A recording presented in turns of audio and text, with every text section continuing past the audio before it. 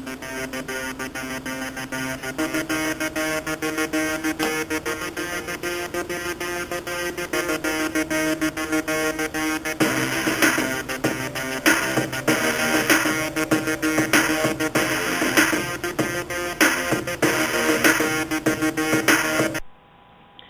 thoughts, comments, actions of guests of this episode of the Tazz Night Show are just that.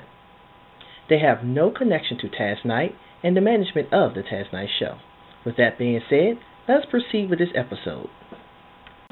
What's up, ladies and gents? Your boy Tazz Night and Trey again. We're coming to y'all with another video. This video right here is going to be talking about being truthful. You know, I mean, a lot of people they see somebody walking down the street, they find them attractive, they holler at them, you know, hey, whatever, you know, kick their little game. And they're saying they want one thing when in reality they want another thing. Why do you think that's such a big issue in today's society of people?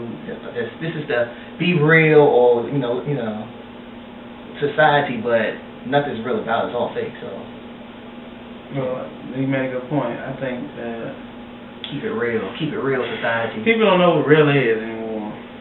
Well, I mean, people don't know what real is. People don't know what love is. People don't know what friendship is. People don't know what relationship is. People don't know what anything is anymore. Things have gotten so skewed nowadays that people don't even know what being real is about. I mean, I think we all have dual elements to ourselves. We have a little bit of good, a little bit of bad, but some people just the bad outweighs the good, and I mean, they just lie. Because for some reason, I attract pathological liars. I mean, I do. I attract pathological liars. I've had about 3 friends that are pathological liars, and it just gets to a point that you know that they're lying. So how does that work for you to have a friend that's a pathological liar? I mean, just in my thinking, if I'm going to give somebody the title of friend, they've earned it because of something they earned, but pathological liar and friend, I guess you can deal with it, but not necessarily friend, but associate. So, you know, someone that you might talk to on the phone, over the phone. And they don't keep it real. Like, they're lying the whole entire time. Do you think that in this society of keep it real, that people lie because they're trying to fit in or they're trying to impress somebody? Or do you think it's just a common ground, just something that we've been, I guess, trained to do? Because, you know, it's kind of like Keep It With the Joneses. I mean, like those little shows, I want to be this and I want to be that. Everybody wants to be something. But in the midst of being something, does it really require you to lie about who you really are to be what you want to be? If you want to be what you want to be, go out there and put in the work and do it. Don't sit around and lie about what you have, because it all comes out. I've had people say they had this and that, and they were multi-millionaires, and I go to their house, they live in the hood, they live in projects. I mean, it all comes out. It all comes out. Eventually. It's funny because with that particular topic, I've had a lot of people who try to holler at me, and they try to impress me by telling me things that they think I want to hear. But the things that I want to hear are the things that they aren't telling me. You know, I'm not the typical, I guess, guy that wants to. I mean, you can tell me whatever it is. I'm not impressed by your clothes. I'm not impressed by how much money is in your bank, what kind of car you have, what kind of job you have. I'm impressed with the person inside. And if you're not real on the inside, I'm just like really not impressed with you. I'm not. I mean, you can holler at me. I mean, there's been people who've been very attractive. I mean, model material. And I just looked at them and just shook my head. I'm not interested. And they're looking at me like, nobody's ever told me no before. I'm like, well, nobody ever looked in your soul before. It's horrible in there. It's disgusting. And that's just me. But a lot of people look at me, I mean, I guess I call a lot of people shallow because of, you know, some of the things that they do. It's like, to me, you're not real, you're being fake. And the things that you want are like on the surface, but you don't deal with anything. I mean, it's like you would date this person because they're attractive, but you won't date this person over here because this person's actually into you. This person over here like care about your well-being. They're not looking at, you know, what's on the outside. They're not looking at the things that could be gone tomorrow. They're looking at what's going to be there, you know, for the long run. And you'll kick this person to the curb because this person's cute. This person had a big this, or this person had a lot of that. You know, and it's just like... Well, I think hopefully age should play a factor in that. Because I think a lot of times you get caught up when you're like young. You get caught up in that. Yeah, but a lot of people do when they get older. But I think sometimes, well, with me, I know that I broke down some of those barriers that I had. And I think that when you go through life and you've been through a lot of things and you just realize, or you actually be real with yourself and stop trying to be this materialistic or this perfect person or whatever you think that other people want you to be. And you look at yourself and like, you know what, at the end of the day, I've done all this stuff to please these people, but what have I done to please myself? You get to that point of maturity, it's like, you know what, these things, this is kind of like you look at old couples. It's like when they were younger, they might have did this, that, and the other with all these people. When they get older, it's not about looks anymore. It's not about a lot of these things that now they kids, teenagers, or young adults are looking into. It's not about, you know, the fame, and I mean, it's not about the cars. It's just like they want somebody that's going to be there for the long haul. And I guess that's the transition between, I don't know, you're not there yet, but it's like when you get, I've heard from a lot of people that when you get to 30, everything changes. It's like a big cosmic explosion in your body. I mean, your body, it's just like you wake up on your 30th birthday, and it's like the whole world is different. Well, it's like, see, that's why I said that my light bulb is warming. Not on yet. It's warming up. I mean, it's like on a little bit, but it's not on. It's, you know, it's warming up.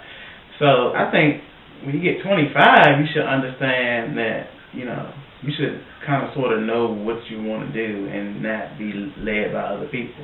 Because you're no longer a teenager. You're no longer really considered to be a young adult. I mean, you're still a young adult, but you're not really considered to be like a young adult, like 22, 21, just fresh out of high school or college.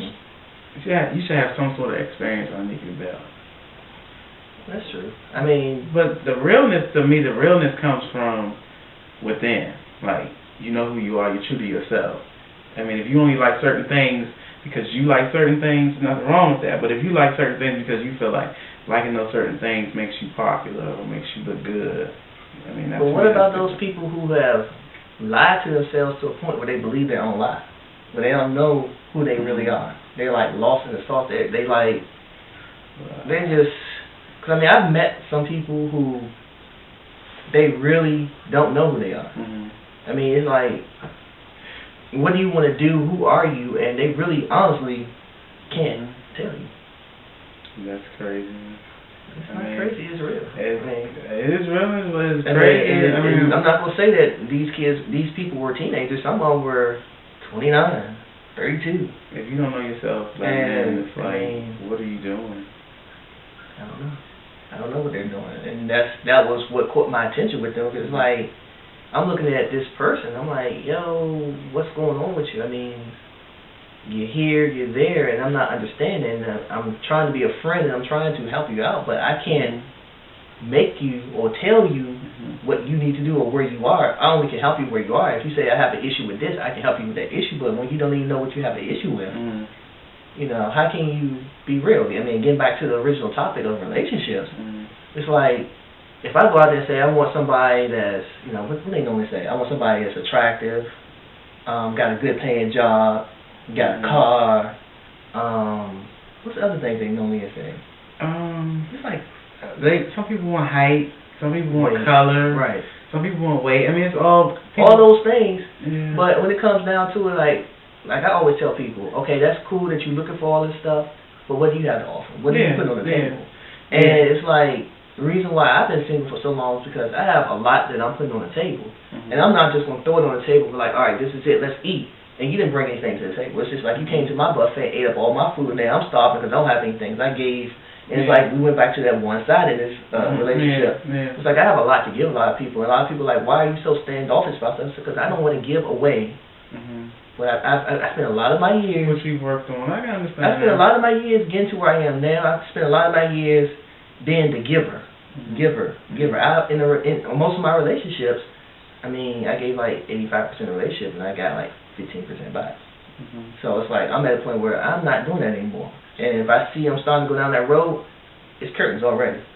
So that's why a lot of people are like, you know, you're difficult or you're this. I'm like, no, it's just that I know what I have to give, and I'm not going to accept mediocrity, you know, in return. It's just like, well, that's understandable. No one wants that. But everyone out here now is saying they want all this stuff, but how can you want all this stuff and not give it back? Or not have something to offer? Because, I mean, a lot of people are delusional, and especially, but I have a lot of female friends. A lot of them, they're delusional. They think because they're female and You know, they might have a shape or something of that nature, and they feel like that's all that they need to offer. And they feel like... they think that the man's supposed to take care of everything else. Because a lot of men will tell you anything. A lot of men will tell you that they want to be with you or that they want to marry you, but they're not going to do it. I mean, because... Which brings you to a point, if you can get the milk for free, why pay? Yeah. But at the same time, it all comes back to your self-worth. I mean, you have to look at yourself. You have to do self-evaluation. And I'm a person, I'm big about self-reflection, self-evaluation. I sit there and I think about myself, where I am. And I think about the people that I'm going to attract, being the way that I am. And the pathological liars? I mean, a lot of times pathological liars came because they saw, at the time, they saw the money, they saw the clothes, they saw the trips that I was going on, so they wanted to cling to that because it's things they wanted to do. Like, they would probably think that I was lying when I told them I went on a 10-day cruise, or that I, went shopping in New York on Fifth Avenue. They thought I was lying because to them that's unattainable. To me, at the time, it was normal. It was, feasible. It was something that I could do, But I mean, that's all about integrity. My idol always told me, you only have one thing in this world, which is your name. And your name signifies who you are. And the things that you do every day signify who you are and your name. All you have is your name. So, I mean, what I mean by that is, that's just what I do. That's what I do. And a lot of people, they try to, put on airs for people. Okay. There's a lot of fakeness going on.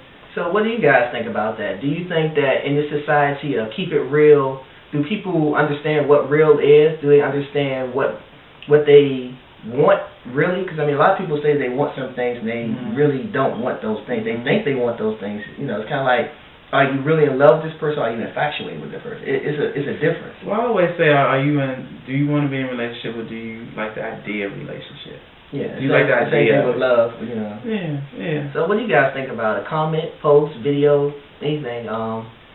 Again, I'm Tazz Knight. This is Trey. And you've watched the Tazz Knight Show.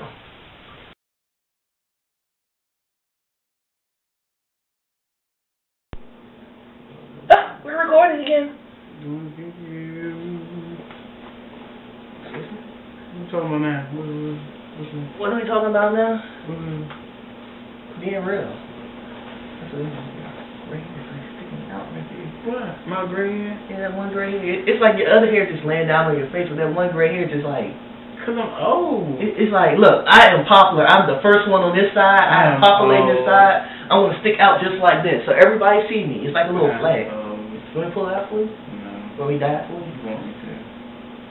Why am I getting... Are you stressing me out? Oh, you trying to say that? I'm giving you that? Anyway, we're supposed to be doing a video right now. I'm stressed out. Anyway. Crack. I thought black don't crack. It'll crack if you do crack. Black will crack if you do crack. Okay. I hear you. That's a myth. It's a myth? So you gonna break all the myths?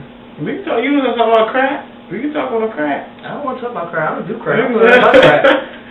Crack is cheap. Crack is whack. I only know about 2 cracks.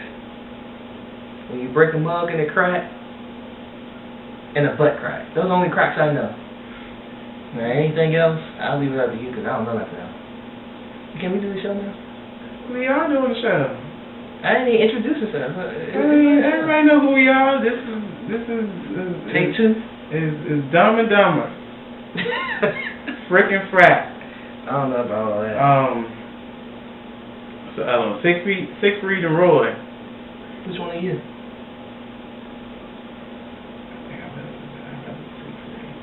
You gonna be Siegfried? I don't agree with that. Anywho.